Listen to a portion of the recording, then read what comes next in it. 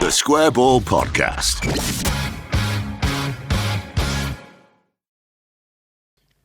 Well, the court is now in session. Welcome along with Levi Solicitors, obviously. 10% discount on your legal fees and so on and so forth. levisolicitors.co.uk/the square ball. Dispute resolution, they do. Mm-hmm. This is what this is about, isn't it? The TSB jury. Not really.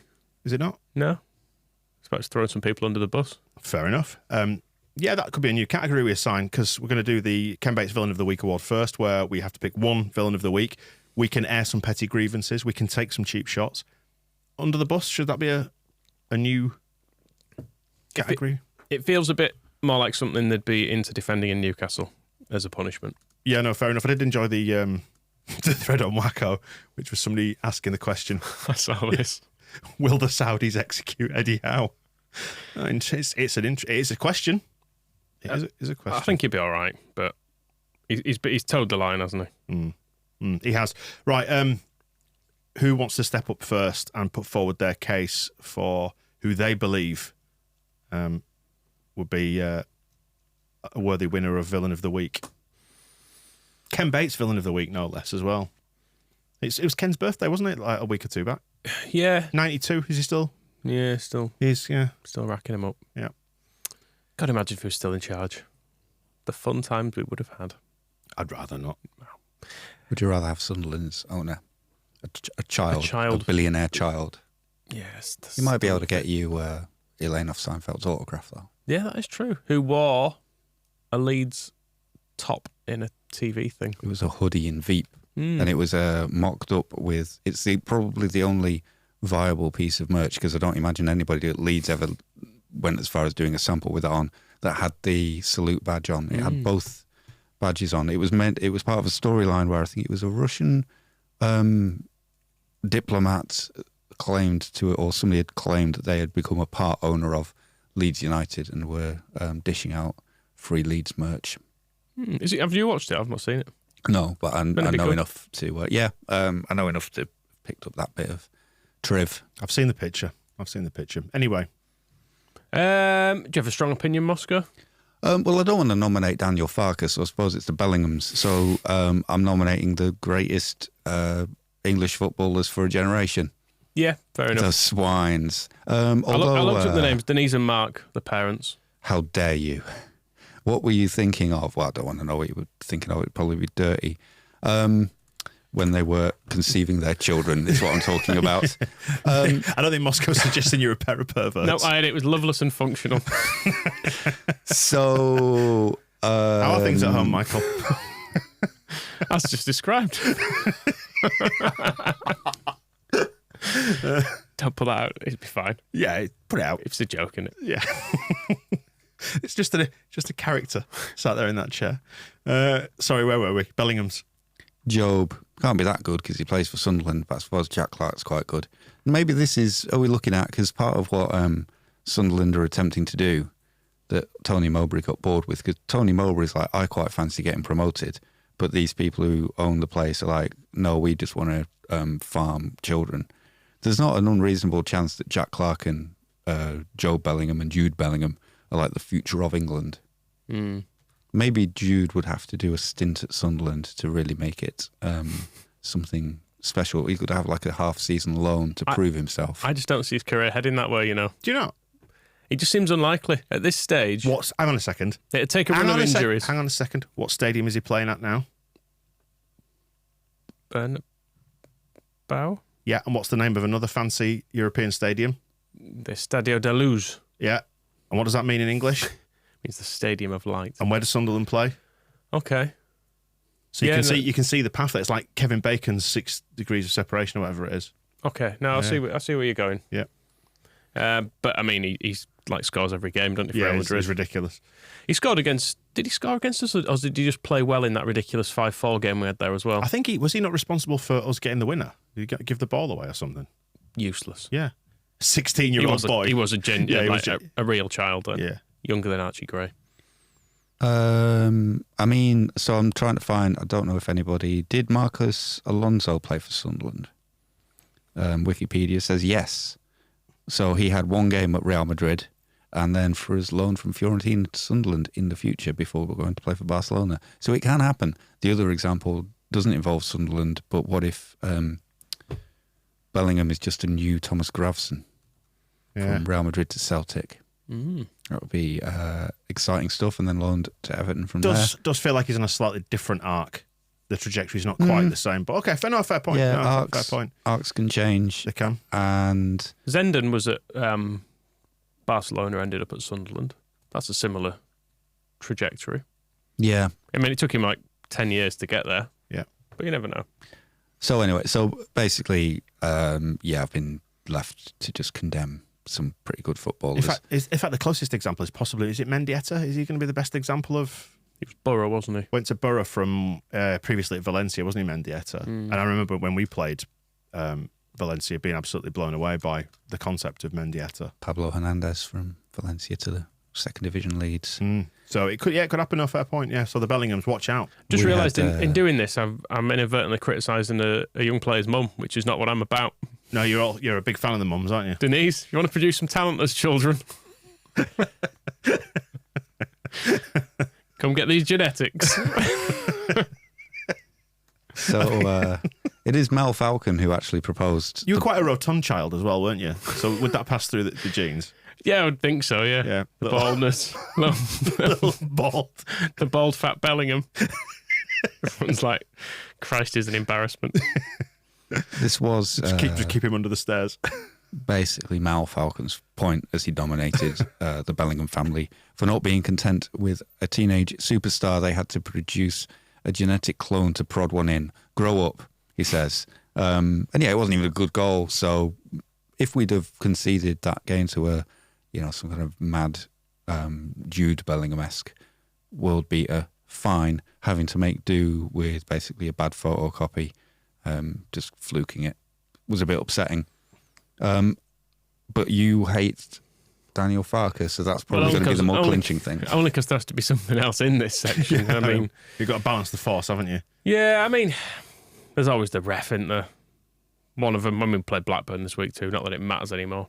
I'm trying not to get too upset at refs in my new, drawing inspiration from Moscow's Zen personality. But he was bad, wasn't he, in retrospect? I didn't really pick up on it at the time.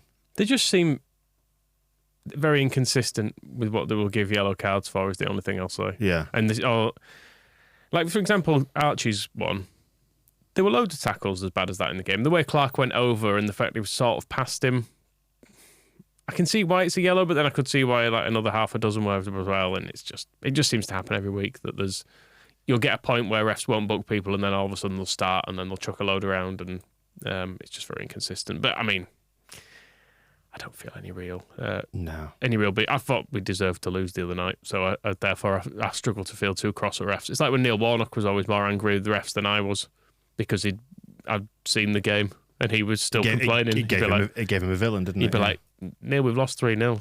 We've not had any shots. Of course, the game changed when the referee gave that yellow card and that free kick on the first one and so on and so forth. Yeah. So yeah, Farke, just controversial. Do better stuff. I don't know what. Like, I ain't got any suggestions. Well, I mean, Gareth Matt is suggesting the subs were too late and should have done some rotation. Yorkie Dave, I think he got this one wrong.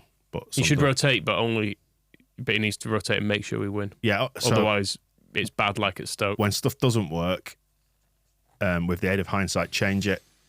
When it does work, don't. All with the aid of hindsight. Correct. Good stuff. So for not being able to see into the future, Daniel Farke. Yeah, we're just taking some cheap shots here. Jack Clark, Paddy Bamford's Golden Boot is annoyed at Jack Clark's Red Bull supplier for buying Archie a yellow card. Yeah, he was running quite quickly, wasn't he? Was Jack? He'd been on the old Taurine. He looked good to Clark, didn't he? To be fair, he was playing very well. I'm kind of glad he got out of Spurs. I felt a bit sorry for him in a way. I know, obviously, there's only so much sympathy you can have for a young man being made a multi-millionaire at that point. But like when he was going to Sunderland, I think he went there on. Did he go there on loan to begin with? The lad I used to work with was like, "Is he any good?" I was like, "Yeah, he is. He just needs to leave Spurs and actually play because Spurs are never going to play him. They're just going to keep sending him out on loan. He needs to actually find a team that wants him and will play him." And he looks good again. He tried coming on loan to us, didn't he? Yeah, it wasn't really a success. Loans are just not. They're not great, are they? Generally speaking, I know you get the odd one that works out, but no one really wants to use a loanee as first choice, do they? If you can avoid it. can hear Joe Roden weeping as you say this. Well- Oh, fine, you don't even want me here. Well, he's an obvious first choice, though, isn't it? It's when you fall into that thing of like, well, could play him or him or him. Whereas with Roden, he's definitely our best centre back. Jez is taking a cheap shot at Ampadu for taking cheap shots from outside the box that are never going to go in, and he's annoyed. Fair enough. He does look like someone who would never score. I mean, Right. he has scored once in his whole career. You see, as Ampadu. Calvin scored for Man City, almost like a testimonial sympathy penalty late on against Red Star, Bless him. and he waved like that with two hands, didn't he? I'm leaving soon. I didn't actually see it. I only saw it occurring on Twitter. Yeah, I did completely disengage from football, but actually, it's one of the few things I did see was, again, because there were pictures of it. Well, there you go. Right, that's a... Put So a the late be- bid in. Alex Pritchard was down for some petty yeah. grievances, and I'm almost up to like promoting him in place of either the Bellinghams or Farke because I just don't like him. Right. Which one was Pritchard again? He's the one who Sort of looks like a old-looking sort of, yeah, a bit of, if you may stop you going over a bridge. He's due a trip to Turkey, Right. is what we're saying. Right. He's going bold in that way that footballers don't do anymore. Okay. Yeah, Norwich paid apparently £8 million for him, and then Huddersfield. Oh, he's the one that Farke was talking to then towards the end, wasn't it? Yeah, and he was the one who said, I think he said from that conversation, he was like, even he doesn't know how he wasn't trying to set up that goal with a header, it just hit him. And then Huddersfield paid £11 million for him. Really? How can that happen? How can an £11 million transfer happen that I've got no awareness of? Yeah. Not that I keep myself across all transfers, but that feels like a fairly substantial amount of money. And now he's at Sunderland. Yeah, he was released after 3.5 years. He's now at Sunderland. I mean, if somebody wanted to pay me £11 million to take a balding man off my hands. It's great to be here, and it's another good opportunity for me on the football road. I'm not balding, said. I'm bald. Through choice. Let's be perfectly clear about this. Through choice. It was a decision on your part, I was wasn't balding 10 years ago, maybe 15. it? Oh, dear me. But, yeah, I was just reading about his old school. He was at he went to the Belhus Chase Specialist Humanities College in Essex, which is now the Ormiston Park Academy, and a bit of controversy in 2007 when Tess Walker, was the head teacher. And in 2009, the school closed at the end of the August 31st school day, reopening the next day as Ormiston Park Academy. I think it was all planned, but it gives the impression that somebody was like barricaded inside, changing all the signs. So I think he was a grown, where was he in 2009? Oh no, he would have been at school then. So yeah, so he had to go through all of that. You forget that 2009 was a really long time ago. That's when we first took on the mag, wasn't it? Yeah. This podcast didn't exist. I was going to say that feels like it was about 3 years ago, but it wasn't, was it? He had to, so he had to go through all of that. I now feel a bit bad for criticising him. It's a lot of change, that, isn't it, for a young man to shoulder? Yeah, if anybody in the Thurrock area has some children between 11 to 16, the enrolment of the college is 664, but the capacity is 1,100. And it's just been upgraded. The last Ofsted inspection was received. Is this a paid advert? 2017, it received a judgment of good, which was previously it had been rated as requires improvement. So my kid's school's just gone the other way. well, Oh, was it? Yeah. Dragged it down. Yep. Well done. can they commute to Thurrock? Possibly not. But anyway, let's award a villain of the week. Should we just give it him, Pritchard? Yeah, fine. He's just annoying. I didn't really care for him. I'm sure he's fine. He's probably a nice person. He was Brentford's social media player of the year at one point. Is that his career high, do you think? One of them. So, yes, he was named 8th best championship player at the 2015 Football League Awards. Wow. Yeah. And Top 10 anyway. Should we move on? He was a nomination for the London Football Awards Young Player of the Year Award and separate awards for Player of the Year from the Irish and Italian Brentford supporters clubs. So he can't be that bad a chap. I just didn't care for him. That can't The be. Italian Brentford they don't exist. Supporters Club is like one bloke. They don't exist. I can't believe they've had the fucking audacity to put an award on. It's almost like us doing a Player of the Year, isn't it? That's a collective effort, though. People are voting for that. Speaking of which, let's move on to that and just quickly feed the scores into the supercomputer. I say supercomputer, it's just a chart on this sheet, isn't it, really? Sorry, I'm going to hold you back momentarily. Because some would say you have been for years, Moscow. The Italian bees, the official Italian branch, How do you know that bees are Italian? They are known in brackets as BIAS, so their name is Bias, right. Which is bearing in mind the conversations we've had with Brentford supporters via this podcast previously. It's quite funny that they're called Bias. Should we join? We can join. Join it. Hostile takeover. Shut it down. Embezzle some funds. Shut it down. I feel like you've probably jumped the shark a bit by saying that on camera and on the recording. But Simone, right? So different law, right? So Bias is pleased to announce the creation of the Brentford Italian Bees, our international branch for Italy. Simone Badalotto, who is married and a father living in Novara, Italy, has stepped up to become our international branch coordinator for all Bees fans living in Italy. Simone is also a Juventus fan. Yeah. So Brentford aren't even his first club. All right. And in his previous visits to England, he's visited London, Liverpool, and Simone had a casual knowledge of Brentford FC, but when he read the story and saw a video image of the club, he immediately fell in love. Right, let's move on. As we were saying, the scores on the doors for the Blackburn game. Pretty decent day for everybody. Everybody, excuse me, scoring roughly between 6 and 8. Dan James coming out on top, 7.95 out of 10. Joe Road on second place. Crescencio Somerville third, and so on and so forth. Sunderland, a bad day for everyone, except Ilan Meslier with man of the match at 7.36. Everyone else, 5.73 and downwards. Obviously, I haven't checked because that'd be professional, but I suspect that's the biggest margin that we've had a winner by. Yeah. Because generally, if it's an outfield player who's done well, other outfield players have done well, whereas everyone was kind of shit in this one. What it means is the player of the year, Crescencio Somerville, continues to track on for the top there, 7.39 average over the season, voted for by our TSB Plus members, with Dan James second, Ethan Ampadu third. Dropping like a stone, finished footballer. Mm. He'll be all right in a bit. Just needs a rest.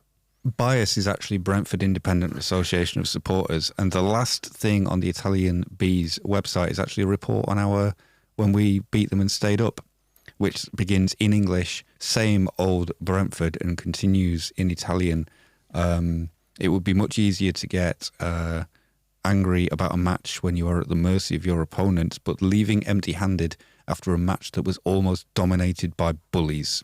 And it seems like we may have finished him off. There's one more game. I think it's a pre-season friendly or something. One more game reported on, which has mentions of Dean Smith. And then, but then just given up after that. Good. Right, Gaetano Berardi Hero of the Week award. One Hero of the Week. Some formal commendations if we'd like to issue those. We can doff the cap as well at anybody who's done some good work through the week. Candidates-wise, who's stepping up on this? Moscow, strong opinion? I'm always going to give Meslier all the flowers he wants.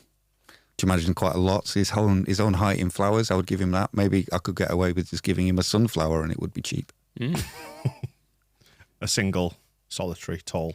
But yeah, his save was brilliant. And the one from, as I said on the match ball, the one from Roden shouldn't be underrated. And he did the save at Leicester. And I missed that because goalkeeping's weird now, isn't it? The goalkeepers are generally just outfield players in a different shirt. And then they punch a corner and people hate them. The one thing you can get out of a good goalkeeper that I've always got out of Ilan Meslier is a deep voice. Deep voice, and also saves that are as exciting as goals. And I think when you've got that, I just love watching him making those great saves. I don't care if he's a bit ropey on corners. Not bothered if his distribution's here and there. It's not holding us back particularly. We're still 2 points per game. So add to that somebody who makes ludicrous, exciting saves. I know the Blackburn commentators were claiming the one there that was also pretty good was for the cameras, but that was a good save as well. And even if it was for the cameras, and they were twats. Speaking of bias, I thought that was I quite enjoyed it being for the cameras. I thought they were all right. I was quite surprised there was so much vitriol against those, because when I was listening to them, obviously the radio I was using was manufactured in Darwin, so it could only pick up the pictures from Blackburn itself, and they seemed fine. I was listening to him, I was actually mentally thinking to myself, how else would I think to myself? I was thinking to myself that how refreshing it is to have these commentators who are actually quite praising the positives in both teams. They had the one being the bonnet about Strauch's penalty, but there was the other ones when they thought Meslier might have taken their defender or taken their attacker out, and they thought, oh, should that be a penalty? And then they saw a replay and they were like, oh no, we were wrong, that was fine. I mean, you say that, Moscow, and you sit there having watched it with your evidence. I haven't, and I've come to a hot take conclusion that they were biased and awful. Because other people have said it, and that's how I'm influenced. I suppose the line is, were they better than Andy Hinchcliffe and Don Goodman? Yeah, I enjoyed them more than that. Okay. And they seem to have a bit more knowledge about us as well. They were quite well versed in what was going on and sort of appreciative of what we were doing anyway. Dick Van Shipwich says that although Mellier's save was incredible, he's disturbed by his hair this season. He looks like a lime green tramp most weeks. Which is, I'm not quite sure. He seems a bit in between. I wonder if he's kind of considering, like he's done a bit of a Pascal, like try a bit of that, and then got halfway towards it and gone, no. And then obviously Pat Bamford's probably gone, oh, got a bit of peroxide left over, Ilan, if you want some. Like, no. So, I think he may be. Big question about Meslier on corners and such is his decision making. So perhaps he could make a statement with his hair that would be a bit more decisive, and then we'd all believe in him more at corners. I'm prepared to give this to Meslier unless you can persuade us otherwise, Michael, with a candidate. No, it seems fair, to be honest. Yeah. We're supposed to be having... Oh, yeah, sorry. I mean, look. No, it should be Dan James, the little scum bastard. Right, in fact, it's not. No, it's not, you're right. But I think Mal is correct in saying special mention to Dan James for his zoomies on defence. Which, to explain, is when we imagine he makes a car noise. Yeah, so he's starting from behind the defender and overtakes him and goes in his own head, or even out loud. I think it'd be funnier done out loud. Imagine if you're a defender and you heard that. You can hear him. Yeah, approaching. Changing gears. Yes, that's nice. Maybe we can formally commend the little scum bastard for his recent performances. I mean, the Blackburn game was within this window as well, wasn't it? So his goal was good. So we maybe shouldn't be completely dismissive of the fact that, he did well in that game and other players did as well. Well, the thing with him in that game is that finish was brilliant, particularly from him, because he's got a track record of just hitting the side netting with that kind of stuff when he was playing up front. And in my report on the Blackburn game, I did say you can kind of see why people tried him at striker, and that if he keeps doing this, people may be tempted again. Or Rob Page at Wales did a big thing about, oh no, we're going to put him back on left wing now. We'll get the best out of him there. But you've got to be, maybe put him back in the middle if he can finish like that. So he probably needs to miss a few for the sake of his own health on the wing. I'm a little bit surprised actually that you went for the little scum bastard there, Michael, because what you were saying off air beforehand about Joey Barton and how you were going to sort of put him forward as a modern hero of our time, spokesman for a generation, things like that. I'm surprised you didn't go in and do that like you said you would. I never. To be clear. It's just don't know where to go with that. No, he didn't. Just yanking your leg. Right, oh, well done then, Meslier, for doing your job well. Any sort of little if he could catch some corners. Yeah. Just the ones that... What if he's been told to punch him, though? But just the ones that are like really close to him. Yeah. The stretchy ones I can accept. Because have a swipe at him. What if he starts a transitional breakaway by punching the ball out to Crescenzio Somerville, who's nominated here, by the way, for being superb, skillful, tricky, and scoring another top draw goal, which was very good, by the way, and has now been forgotten in this award because, as you say, recency bias, misery, Sunderland defeat. Yeah, nothing good's happened this week. No? Nope. Meslier made a pointless save because we fucking lost anyway. Well done. Take your reward. Yeah, actually, do you know, come to think of it, do we need to fall back on what happened at Blackburn here? Give it to Danny James. It's a tough one, isn't it? Yeah. Did he make good saves in the Blackburn game, Meslier? Didn't he? He made a decent one. Yeah, he can have it then. Fine. Anything else you want to mention before we wrap it up, or do we leave it there? Gear did nominate Jack Clark actually for proving his life after Spurs. No. But that might encourage some of our players, though. We could keep Spence and to go to Spurs. Road on. Oh, right. I see what you mean. For saying... There's no point. Archie being Gray will be like, oh, good career move. I could be playing for Sunderland in 5 years instead of all this. Well, we will wrap it up there then. Well done to Meslier for being good with his hands. And well done to the Bellingham family. Hope you enjoy your villainy award. Mark, Denise. Mm-hmm. Yeah, just had a look at the Mark and Denise pictures of them.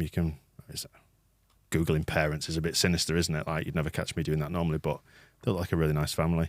Yeah, young. That's what I noticed. But that's because their children are still children, scoring against us. Dickheads. We'll catch you next time.